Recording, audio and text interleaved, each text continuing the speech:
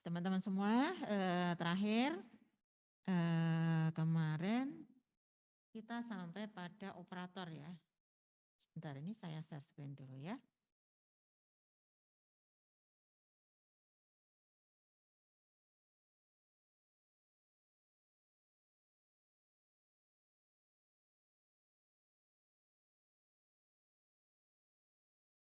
Oke. Baik. Ini pembahasan kita kemarin ya, dan yang sudah kita bahas itu ini sudah kemarin yang ada coret-coretannya ini sudah ini ya. Sudah. Ini juga sudah.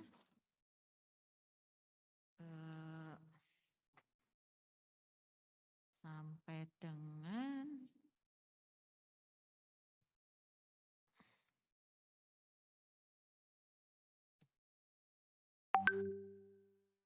ini fungsi matematis juga sudah ya.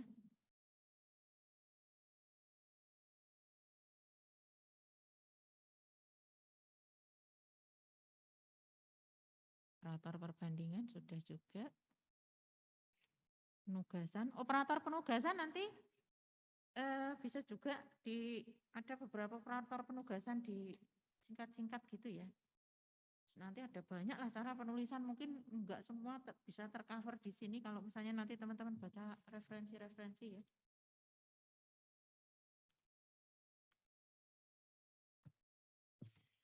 Salah satu contoh begini ya.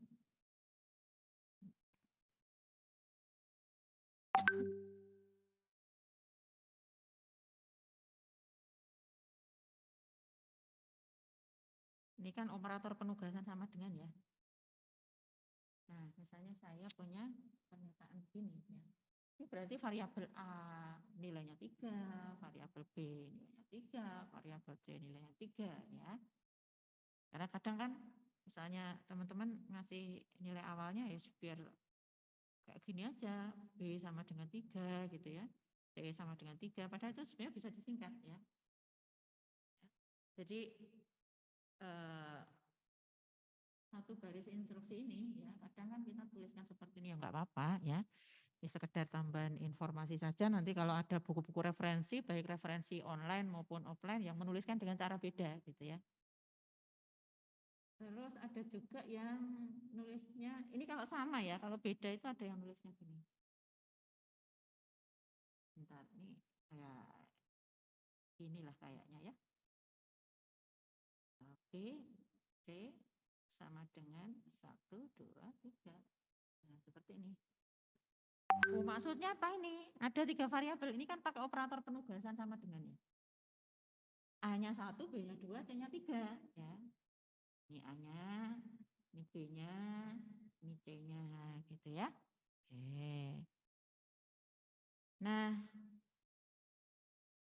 kalaupun nanti nilai variabelnya beda, ini kan sama-sama integer ya. Kebetulan ya A, B, C sama-sama integer. Kalau nilainya beda nanti gimana? Ya enggak apa-apa ya. Saya punya A, B, C gitu ya. Misalnya di sini 4, lalu A-nya 4, B-nya 6,5 gitu ya. C-nya misalnya di sini tipe ini ya, teknik informatika gitu ya. Nah, seperti ini ya. A nilainya 4, B nilainya 6,5, C adalah teknik informatika. Ini cuma cara-cara lain aja lah ya. Jadi nanti mungkin ya, di sini karena banyaknya gaya penulisan ya, jika ada yang mungkin beberapa gaya penulisannya agak berbeda, nanti bisa disesuaikan lah intinya ya. Karena kalau seperti ini ya, kalau kita punya 3 variabel nilainya beda dengan operator penugasan kan kita biasanya cuma nuliskan A sama dengan 4 gitu ya, B sama dengan 6,5 ya, kemudian C sama dengan teknik informatika gitu ya. Teknik aja lah biar enggak panjang ya. Nah kan biasanya kita lakukan dengan 3 baris instruksi ya. Nah cuma ini sebenarnya bisa disingkat ya. Baik. Ini sudah ya. Ini operator sama dengan yang barusan kita jelaskan tadi. Lalu sudah ya. Oke, terus ada lagi. Oh ini yang belum ya, operator logika. Oke, masuk operator logika.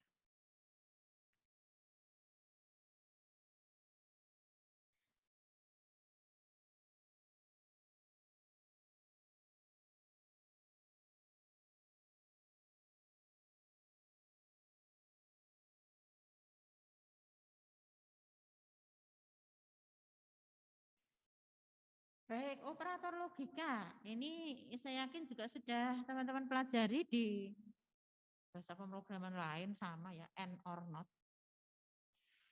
Nah, ini dijelaskan bahwa operator logika itu digunakan untuk membuat kesimpulan logis dari dua kondisi boolean. Jadi operannya itu nilainya boolean ya. Kok di sini dijelaskan dua kondisi?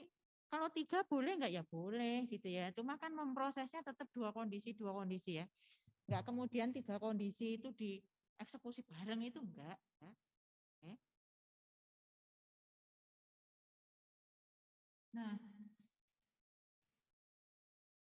Nah, operator N, ini yang pertama ini N ya. True jika kedua operan bernilai true, gitu ya. Jadi kalau operan yang pertama nilainya true dan kedua nilainya true, ini baru nilainya adalah true. Nanti tinggal dilihat saja di sudah diberikan mungkin ya di gerbang logika itu ya, logika and or not ya. Kalau or ya minimal ada satu operan yang nilainya adalah true, maka dia adalah true ya. Kalau not ya jika operannya bernilai true akan berubah jadi false gitu ya. True jika operannya bernilai false ya. False jika operannya bernilai true, not ya. Jadi ini tinggal negasinya saja. Oke, ini nanti sekali lagi tidak hanya dua ini ya, tidak hanya dua kondisi boolean saja ya. Ini lebih dari dua juga boleh ya, lebih dari dua, tiga kondisi ya, empat kondisi nggak masalah ya. Tapi nanti memprosesnya kan setiap dua kondisi ya. Nah nanti kita lihat contohnya ya. Lalu berikutnya ada lagi yang disebut sebagai operator bitwise. Bitwise adalah operator khusus untuk menangani operasi logika tapi bilangan biner dalam bentuk bit. Enggak tahu di mata kuliah apa ini sudah diberikan nanti dicek ya. Di operator bitwise itu juga ada and or not ya. Bahkan ada exclusive or ya. Kalau exclusive or itu kan jika nilai kebenarannya sama maka dia akan true kan ya. Oke.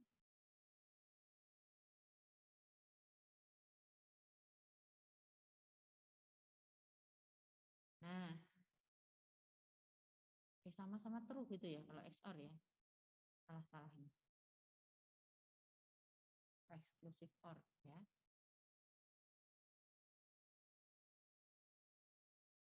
Nol satu satu.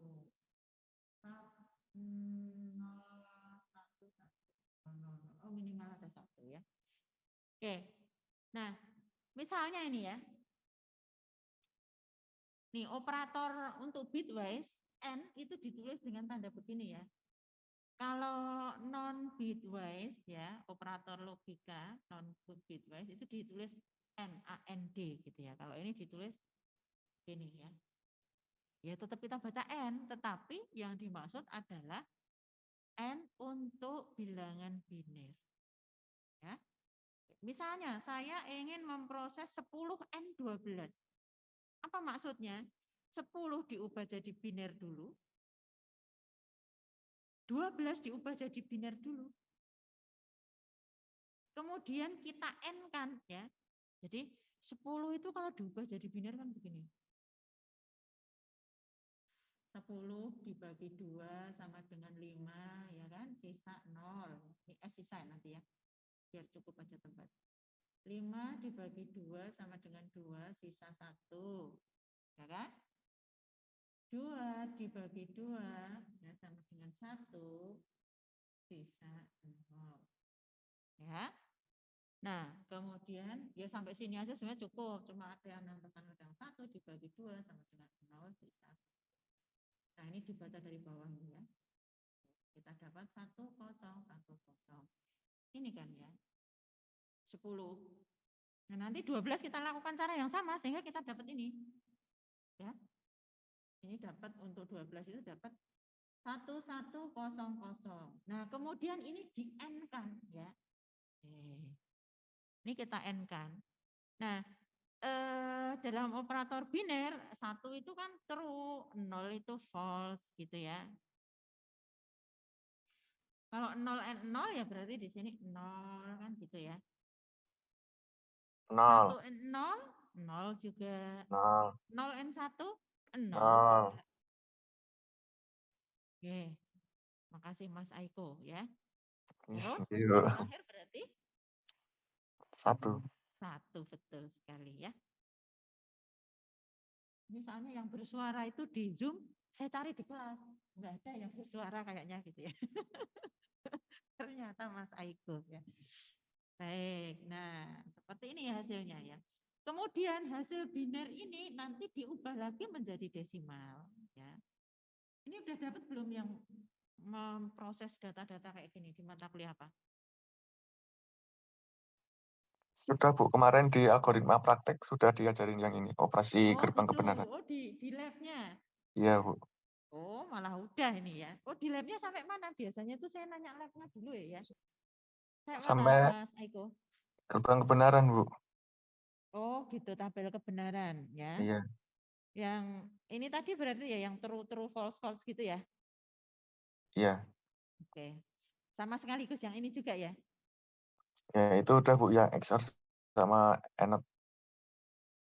Oke, baik ya. Nah, nanti tinggal menyesuaikan saja apalagi teman-teman sudah praktek ya. Jadi tahu nanti seperti apa ya. Ini kemudian diubah jadi desimal ya. Jadi 1000 diubah jadi desimal hasilnya sekian. Maka nanti kalau kita melakukan operasi ini ya, nah ini hasilnya itu ini ya. Kok bisa 8? Ya prosesnya seperti ini ya. Prosesnya seperti ini tadi yang saya jelaskan tadi ya. 10 N 12 hasilnya 8 gitu ya.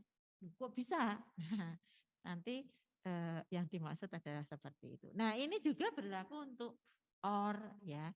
Kalau N itu kan tadi dua-duanya true ya, 1 ya. Biner ya, dua-duanya 1 itu 1.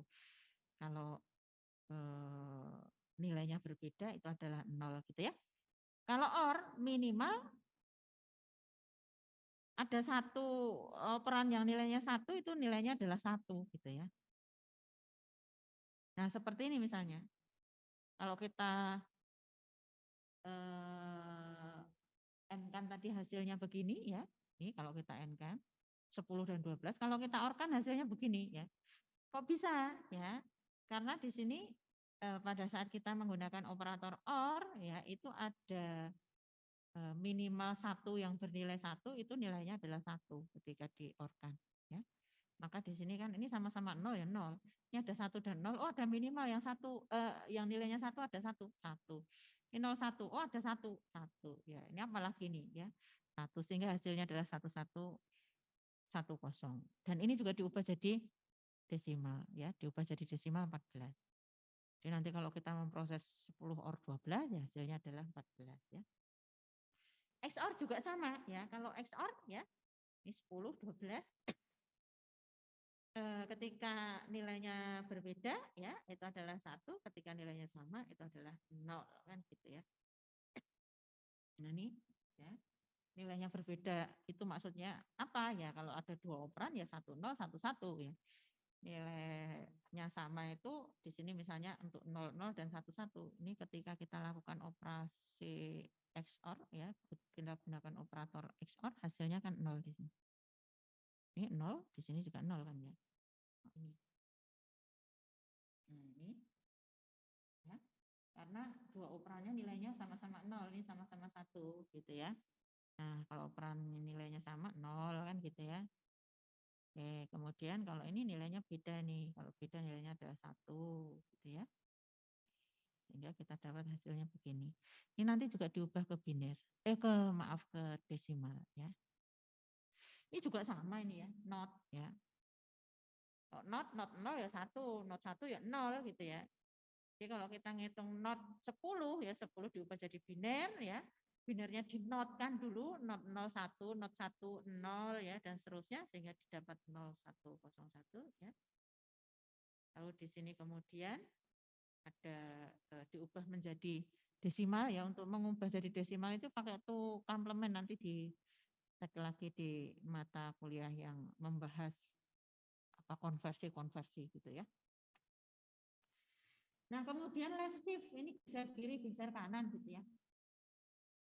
Jadi yang digeser adalah bitnya ya, geser 1 bit, geser 1 bit gitu ya. 10 kalau diubah jadi biner begini ya. Kemudian digeser ya. Geser ke kiri ini left berarti ya. Nah, ini ada tambahan 01 ini. Kalau digeser ke kanan, nah nolnya ini kan yang akan hilang ya. Sehingga jadi 101 dan ini nanti juga diubah menjadi desimal dulu ya sama. Diubah jadi desimal. Aduh, ini kalau kakinya Sena kelihatan gimana ya? Kemudian ini bitwise. Sena pakai celana panjang. Nah, ada lagi yang disebut sebagai operator keanggotaan. Ya. Nah, operator keanggotaan ya itu dipakai untuk memeriksa apakah suatu nilai ada di dalam himpunan atau tidak ya. Himpunan di sini yang dimaksud adalah tipe data yang berbentuk mirip array, tetapi sebenarnya ada perbedaannya ya dengan array. Ini makanya dikasih tanda petik ya, berbentuk array ya. String, list, tuple, set, dictionary gitu ya. Nah, operator ini dikenal juga sebagai membership operator. Ada di dalamnya enggak gitu ya. Kalau ada ya nilainya true ya. Nah, sebaliknya ini ada juga operator kebalikannya. Ada operator in, ada operator not in. Ya, kalau in itu apakah ini ada di dalam himpunan tersebut? Sebaliknya kalau not in berarti apakah ini tidak ada di dalam himpunan tersebut? Hanya kebalikannya saja. Ya. Nah, ini beberapa contoh. Oh, masih ada satu lagi ding ya, operator identitas. Digunakan untuk memeriksa apakah nilai sebuah variabel ada di tempat yang sama di memori atau tidak. Ya, dikenal sebagai identity operator. Apa ini maksudnya? Ketika kita mempunyai satu variabel yang sudah kita berikan nilai di Python, ya, itu kan sama artinya kita pesan tempat di memori ya. Jadi nanti ada memori yang akan ditempati oleh variabel tersebut. Memori tersebut akan ditunjukkan dengan angka-angka yang mengidentifikasi alamat, ya. Oke. Nah, ada di tempat yang sama kalau nilainya sama tentunya ya. Tetapi kalau nilainya beda ya tentunya enggak kan gitu ya. Nah, ini kita lihat nih contoh dari yang pertama ini ya.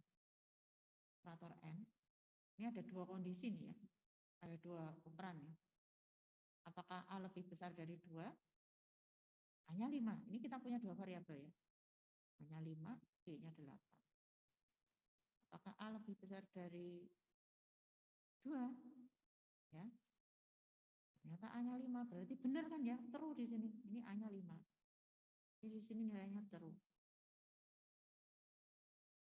B lebih besar dari 5, B-nya ternyata di sini 8 ya, lebih besar dari 5. Benar juga ya. True and true, nilainya adalah true ya. Benar ya. Ini nanti banyak akan dipakai di kondisi di percabangan ya. Banyak dipakai di sana. Nah, kalau lebih dari 1 ya nanti tinggal lebih dari 2 maksud saya tinggal ditambahkan saja ya. Contoh yang lain, A lebih besar dari 2 true, ini sama dengan yang ini ya. B lebih besar dari 10, B-nya itu 8, apakah lebih besar dari 10? Enggak, false. True and false, nilainya adalah false. Karena dia akan bernilai true kalau dua-duanya bernilai true. Ya. Nah, tapi sebaliknya kalau kita pakai or ya, salah satu bernilai true itu sudah true, sehingga kalau pernyataan yang sama ini kita hubungkan dengan operator or, maka ini hasilnya true ya. A lebih besar dari 2 true ya. B lebih besar dari 10 karena B-nya 8 di sini false. Tapi karena di sini digunakan operator or ya, maka di sini hasilnya adalah true. Ya. Nah, ini tadi contoh yang bitwise tadi ya. Kalau saya punya 10 dan 12, A and B kok 8? Maksudnya apa ini ya? Maksudnya seperti yang tadi itu ya, yang kita hitung-hitung diubah jadi biner-biner ini ya. Diubah jadi biner dulu ya, dan seterusnya ya. Oke. Jadi itu. Ini ya. Kalau kita gunakan XOR ya, kita gunakan OR, ini OR nilainya 14. Ini sengaja kita pakai angka yang sama dengan yang ada di slide ya, biar apa? Biar nyotokannya itu gampang ya. Karena di sini kan udah dihitung tadi. Ini hasilnya 8. Ya kan? Udah dihitung. Kalau nanti pakai angka yang lain daripada kita juga membuktikannya harus ubah biner apa dan seterusnya gitu ya. Tentu perlu proses lama, kita pakai angka yang sama di sini ya. Ketika di N kan hasilnya 8, 10 dan 12 ya.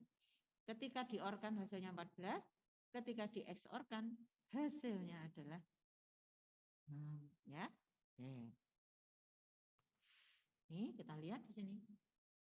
Di N kan hasilnya 8, di OR kan hasilnya 14, di XOR kan hasilnya 6.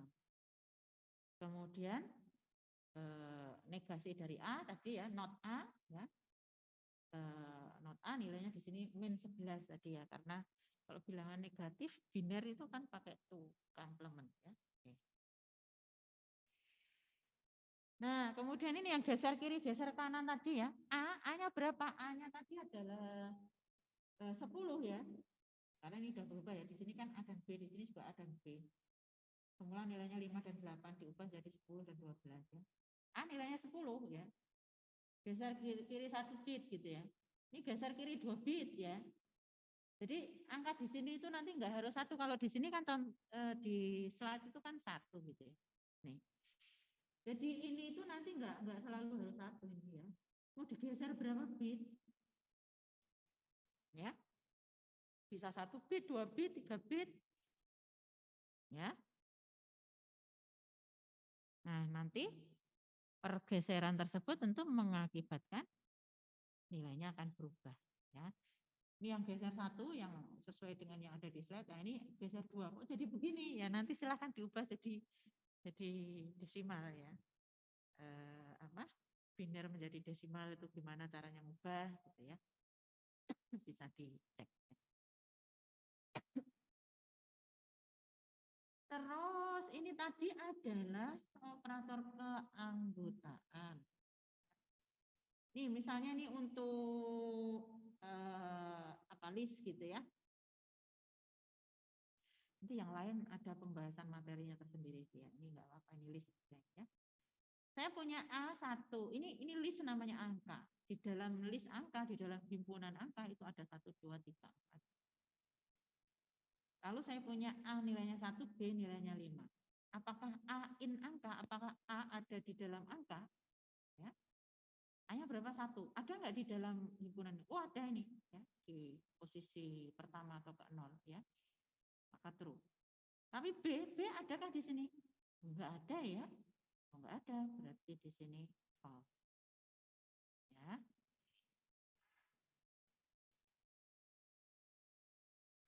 Nah, kemudian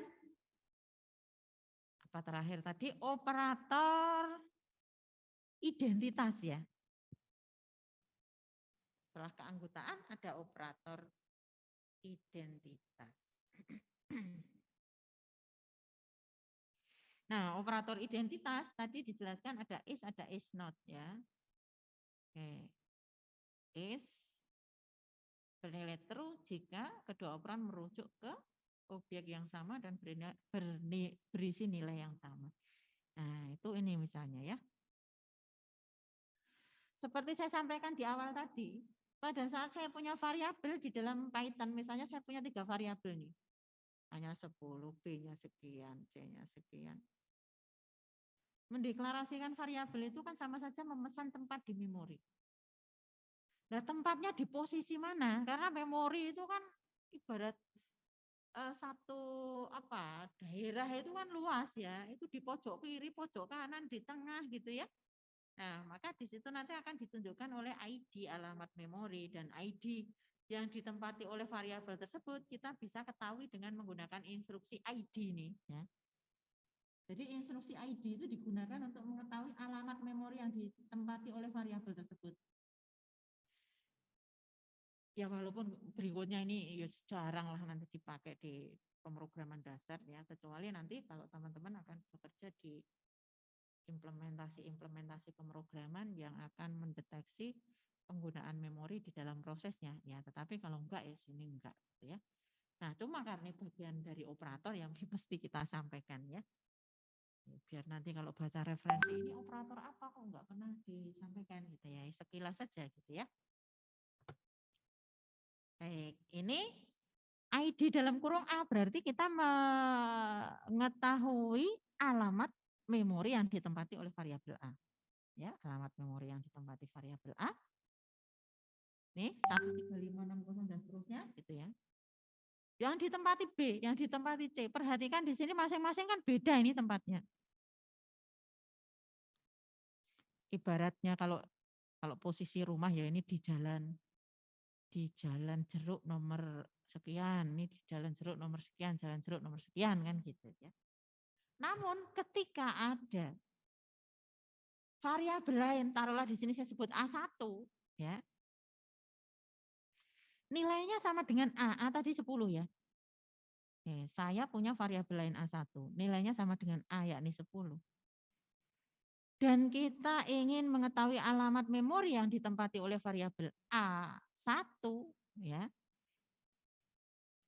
Nah, kalau kita lihat posisi memori yang ditempati oleh variabel A1 dan variabel A di sini sama. Nah, sama ya. Nilainya sama ya, sehingga ketika nanti saya gunakan operator identitas is tadi A1 is A true ya, karena nih nilainya sama ya. A is B ya. Di sini false, kenapa? Karena A dan B itu menempati tempat yang berbeda ya. Oke. Walaupun nanti nilai variabelnya sama, jadi maksudnya begini ya. Nih saya kasih contoh di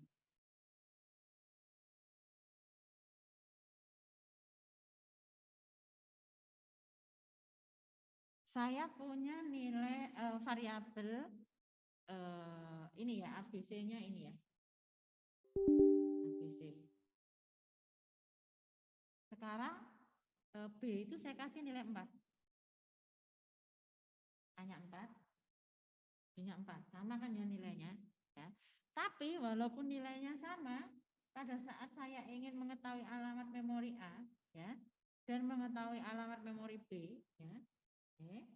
Nah, di sini kalau kita lihat ya nilainya sama gitu ya. Walaupun di sini nilainya berupa konstan ya, kita perhatikan di sini. Nah, jadi ini tidak hanya berlaku ke variabel ya. Perhatikan ini alamat akuratannya sama ya. Ya.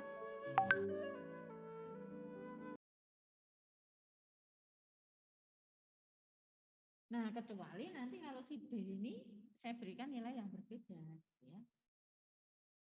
Ini pintar-pintarnya Python untuk efisiensi memori sebenarnya ya. Nah, ketika seperti ini ya, ini kita tag dulu lah. A nilainya sekian gitu ya, B nilainya sekian gitu ya. Alamat memori A sekian gitu ya. Alamat memori B sekian ya. Ini kan baru beda ya. Tapi kalau nilainya sama, walaupun itu berupa konstan ya, bukan variabel ya, itu tetap akan dianggap di tempat yang sama. Jadi dalam Python ya, ketika kita memberikan satu variabel itu nilai yang sama, dia akan ngecek dulu sudah ada belum nilai tersebut di memori. Kalau sudah ada, arahkan saja ke memori itu biar tidak memakan tempat di memori yang lain.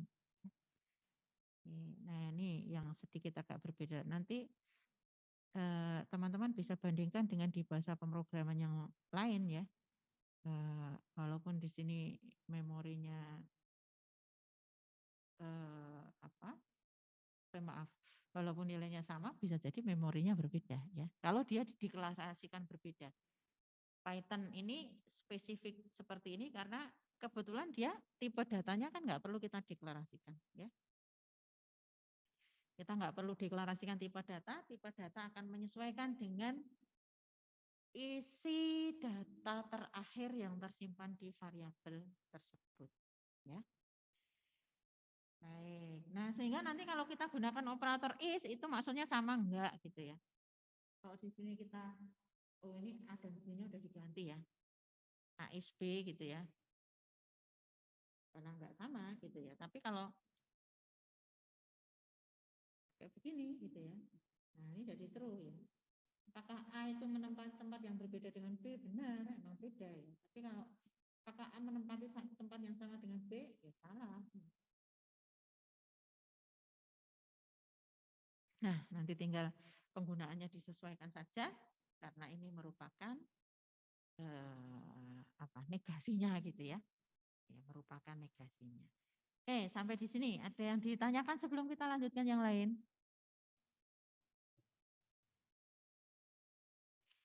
Kalau tidak ada, ini berarti slide ini tadi habis ya? Oh ya, habis. Ingin bertanya, Bu. Oh ya, Mas Aiko silakan. Tadi Ibu sempat bilang yang empat kondisi gerbang kebenaran. Kalau bukannya cuma 2 kondisi ya, Bu? Gimana? Suaranya kecil sampai. Tadi kan Ibu sempat bilang kondisi gerbang kebenaran tuh bisa jadi 4. Bukannya kalau gerbang kebenaran tuh cuma 2 kondisi ya, Bu? Oh, bisa lebih dari 2 ya. Ya tabel dasarnya cuma 2 Mas Aiko ya. Tapi nanti bisa ya maksudnya begini ya. Kita memprosesnya sih 2-2 gitu ya. Artinya ya nih biar enggak salah tangkap nanti. Tabel dasarnya memang 2, tetapi kita bisa memproses lebih dari 2 kondisi. Ya segini aja lah, misalnya saya punya mau Share screen, Bu. N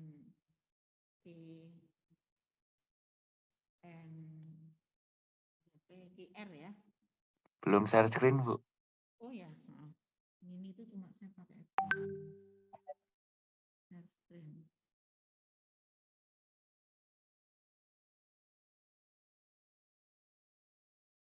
Ya, misalnya saya punya pernyataan ini PNQNR ya. Ya kita kan untuk tabel kebenarannya tinggal lihat saja. Di sini saya punya P, di sini saya punya I, gitu kan? Di sini saya punya R kan gitu ya. Nah,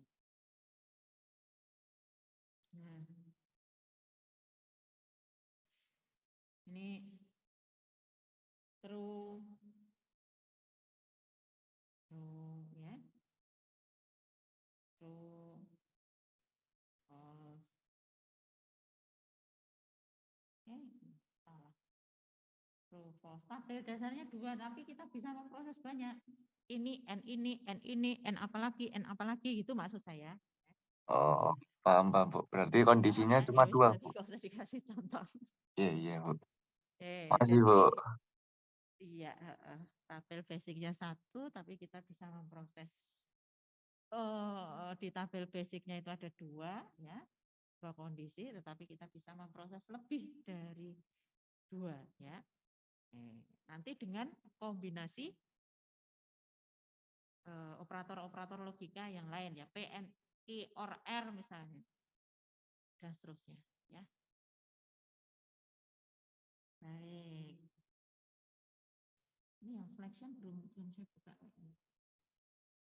Nah, ada lagi selain Mas Aiko, ini saya buka dulu yang selection ya.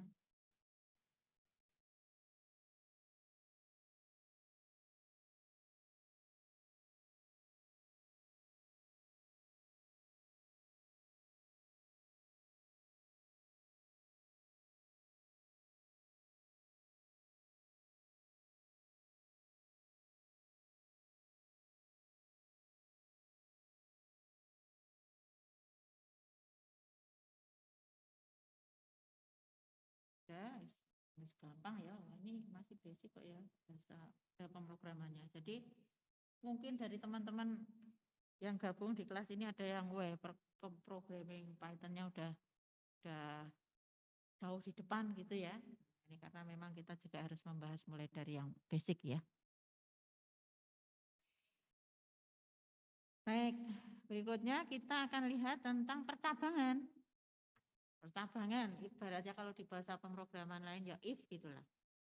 Agak mirip-mirip di sini ya, tetapi ada beberapa ya enggak beda-beda banget ya. Cuma ini nanti kan kita tinggal membiasakan kita bekerja dengan bahasa pemrograman apa gitu.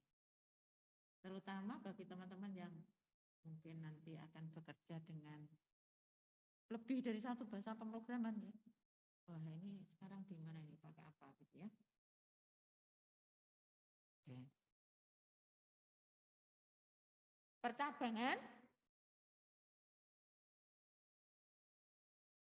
Contoh flowchart dari percabangan itu seperti ini nih ya.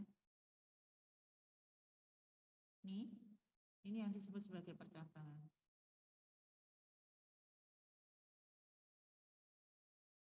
Ya.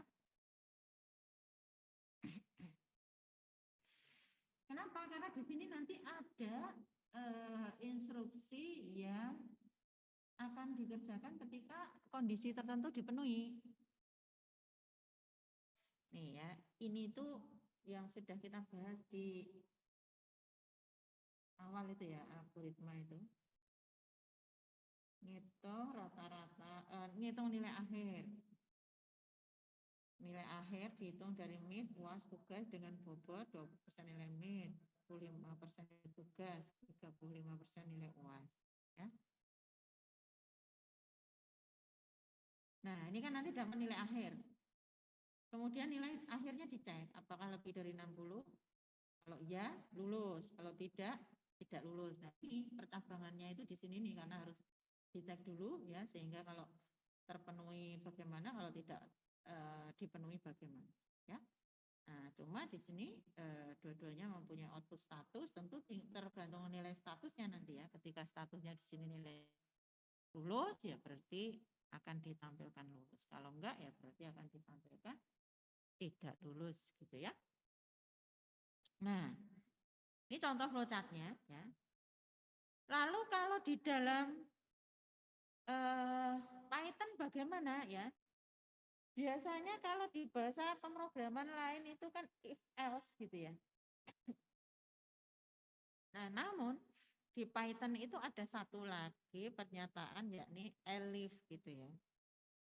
Elif itu kalau sebenarnya itu agak mirip-mirip dengan else if tapi disingkat penulisannya oleh Python ya.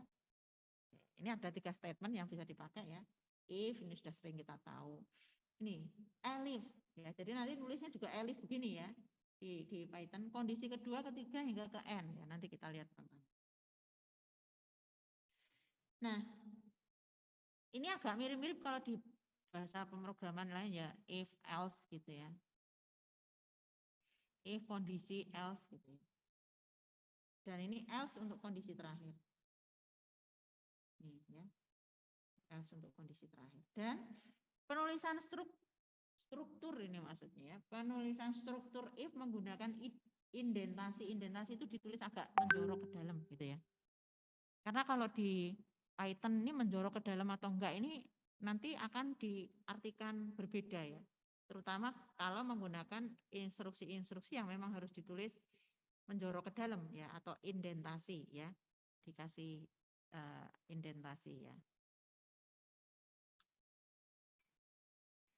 Nah, ini yang if dulu lah ya, yang if. If kondisi statement.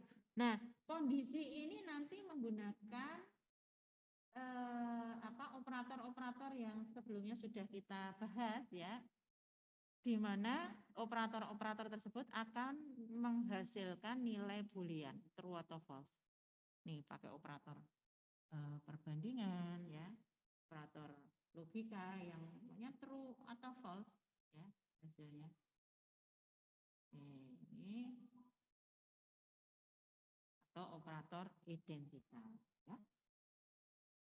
Ya, Sebentar ini presensinya seperti biasa ini berisik ya.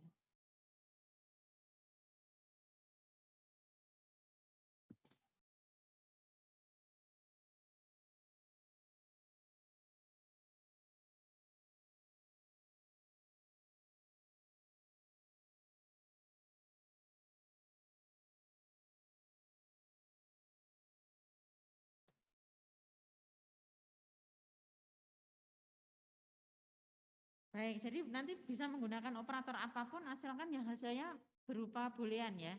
Ya tentu tergantung algoritmanya ya. Apakah cocoknya pakai perbandingan logika, keanggotaan maupun identitas ya. Kalau kondisi bernilai true, ya ini kalau bernilai true, maka statement instruksi ini akan dikerjakan ya. Tapi sebaliknya jika false ini tidak akan dikerjakan. Jadi ini hanya ada satu kondisi ya, dan ini akan dieksekusi kalau kondisinya true. Kalau enggak ya ini dilewati saja instruksi ini ya. Nah, ini kalau yang if else ya. Ini ada satu kondisi sama kondisi nanti di sini menggunakan operator perbandingan yang hasilnya adalah true atau false sama ya. Ini if dan else ya. Ini titik duanya jangan lupa ini ya. Ini titik dua ini sesuai sintak instruksi. Titik dua ini juga setelah else ada titik duanya ini. Ya, ini juga ada titik duanya. Ini yang sering lupa biasanya kalau pindah-pindah bahasa pemrograman ya. Karena bahasa pemrograman lain kan nggak pakai itu, nggak pakai titik dua.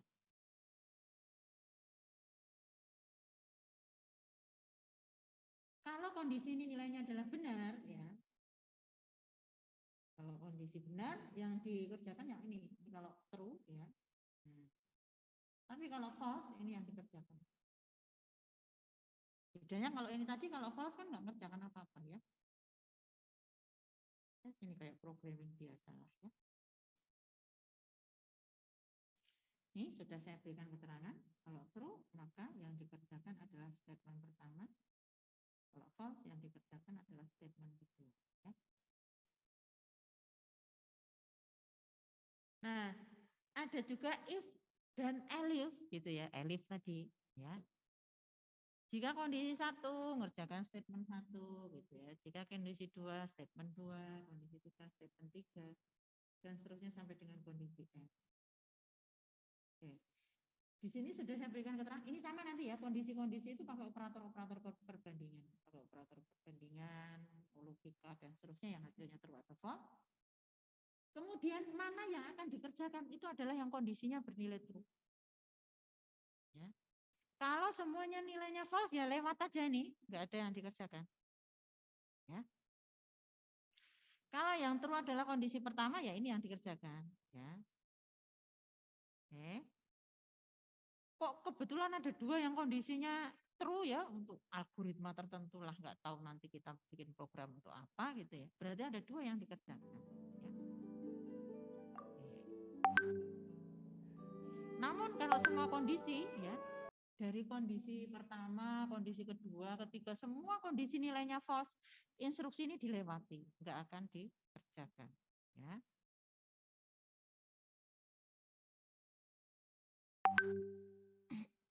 Nah, berikutnya gabungan dari if, elif, else. Ya, ini else itu selalu tempatnya ada di posisi terakhir ya, karena tadi di slide awal tadi. Oke, untuk kondisi terakhir ya. Nih. Ini else dipakai untuk kondisi terakhir. Jadi else itu nggak pernah ada di tengah-tengah ya. Ada di akhir.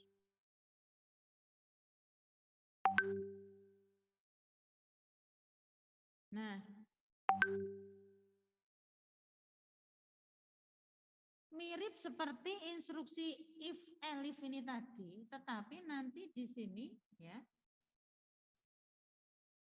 terakhir ada tambahan else. Ini ada banyak sekali statement ya, kondisinya juga menyesuaikan. Kondisi ini juga diperoleh dari hasil apa? Operator perbandingan sama ya. Nah, kemudian Untuk statement yang dikerjakan ya itu kalau kondisi pertama benar ya dikerjakan pertama. Kalau kondisi kedua yang benar kerjakan kedua. Kondisi ketiga yang benar kerjakan ketiga gitu ya. Namun kalau tidak ada yang benar ya yang dikerjakan adalah statement KN. Oke. Jika semua tidak ada yang benar, semua salah ya, semua false, yang dikerjakan adalah ini. Ini jika semua false, semua false. Kalau ini tadi, kalau semua false kan kita lewati ya, kalau yang if elif ini. Kalau apa? Semua tidak dipenuhi, ya udah nggak dikerjakan sama sekali ya. Ini dilewati instruksi ini ya.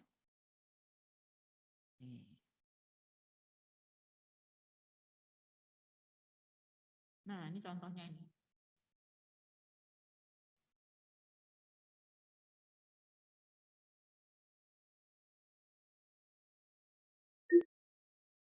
Ini ya, misalnya saya punya variabel A nilainya 100. Ya. If A lebih besar dari 50, ini pakai if saja ya, ini kondisinya ini. True atau false? A lebih besar dari 50, A-nya 100, berarti true. Titik duanya jangan lupa. Lalu saya punya instruksi A min sama dengan 10. Ini kan sama artinya A sama dengan A min 10, gitu kan. Ya. A-nya semula berapa? 100 ya. Saya kurangi 10 ya jadi 90. Maka ketika di sini kita lihat kembali nilai A-nya adalah 90. Ya. Nah, nanti ditulis seperti ini juga boleh ya. Di penugasan ya, nggak harus begini. Misalnya nih, ini saya tulis B sama dengan B plus 5. Ini sebetulnya sama aja kalau ditulis B Got it. sama dengan 5 kan boleh ya. Ini untuk B ya, apakah lebih dari 50? Tidak. Kalau ini kan true ya. True, karena 100 lebih besar 50. Kalau ini 10 lebih besar 50. Oh, ya. Tidak, berarti ini tidak dikerjakan. Dikurangi 5? Enggak, ya. Enggak dikerjakan. Maka ketika B dilihat, ini nilainya tetap 10, ya. Sama dengan nilai awal. Karena ini tidak dikerjakan. Ya. Nah, ini yang pakai else ini. Yang pakai else.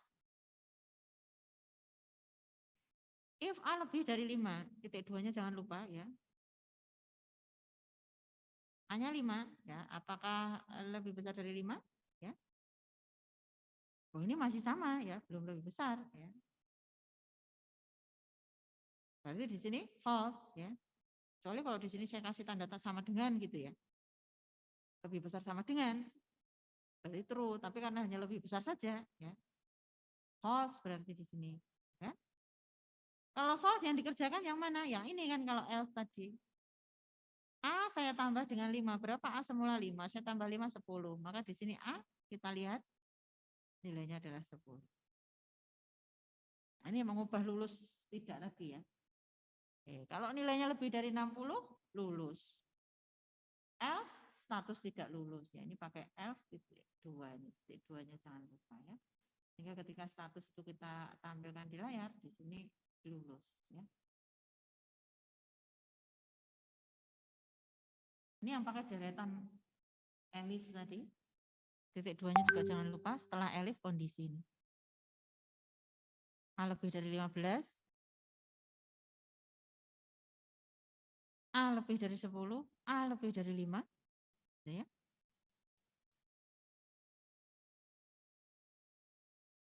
Nah, karena di sini apakah A lebih dari 15? Enggak. Gitu ya. Lebih dari 10? Enggak, ini masih sama. Lebih dari 5? Benar ini 10 berarti B-nya nilainya adalah 1.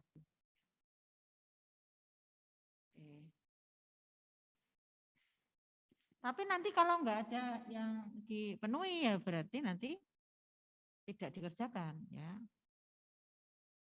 Kalau tidak dipenuhi ya tidak akan ada yang dikerjakan. Nah, ini contoh pakai if, elif, else ya. Nih, saya kasih konversi nilai apa? Huruf ke angka. Jadi kalau teman-teman ngitung IPK mata kuliah ya, mata kuliah itu kan nilainya A, B, C, D, E gitu ya. Nah, IP tertinggi kan 4,0. Ya, karena ini nilainya A semua dan A itu bobotnya kan 4. B bobotnya 3, C bobotnya 2, D bobotnya 1, E bobotnya 0. Ya. Oke.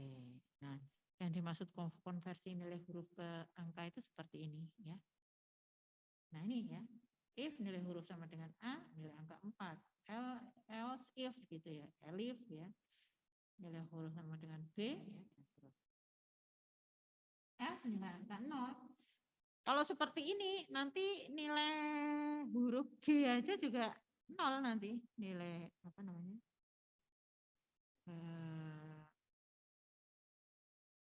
Nilai angkanya ya. Karena ini kan else, kalau ini semua tidak dipenuhi ya. Misalnya nilai huruf G itu berapa? Nah, nanti di sini akan ketemu 0. Padahal kan nilai huruf itu hanya A, B, C, D, E. Nanti bisa pakai list lah di sini ya. Nilai itu harus ada di dalam himpunan ini ya. A, B, ini kasih tanda petik karena ini ya. A, B, T, D, ya. E. Terus ada di sini. Nanti pakai operator keanggotaan tadi. If nilai huruf in gitu ya. Nah, baru diproses. Kalau enggak ya tampilkan saja bahwa nilai hurufnya salah kan gitu ya. Masa ada nilai huruf mata kuliah G ya. Apa itu G? Gagal. Tapi kan ya enggak begitu ya. Nilai huruf kan yang dikenal di tempat kita hanya A, B, C, D ya. Nah, itu dari percabangan ya, contohnya minggu depan kita lihat lagi. Baik, sampai di sini ada yang ingin ditanyakan? Adakah yang ingin bertanya? Kalau tidak ada ya berarti kita close karena sudah jam 12 lewat. Ada? Baik, kalau nggak ada berarti kita ketemu lagi minggu depan. Baik, Bu. Nanti ini dipraktekkan di lab ya. Ada? Cukup? Ya, ini masih gampang kok ini ya. Ini basic kok cuma ya. Seperti saya sampaikan di awal perkuliahan, nanti semester depan itu ada advance-nya ya. Bukan advance lah, intermediate lah ya. Kalau misalnya mulai dari beginner gitu ya, kemudian intermediate, baru advance gitu ya. Teman-teman nanti akan pelajari Python di sana ya. Baik, terima kasih semuanya. Sehat selalu. Ketemu lagi minggu depan. Kita akhiri selamat siang. Assalamualaikum warahmatullahi wabarakatuh. Waalaikumsalam warahmatullahi wabarakatuh.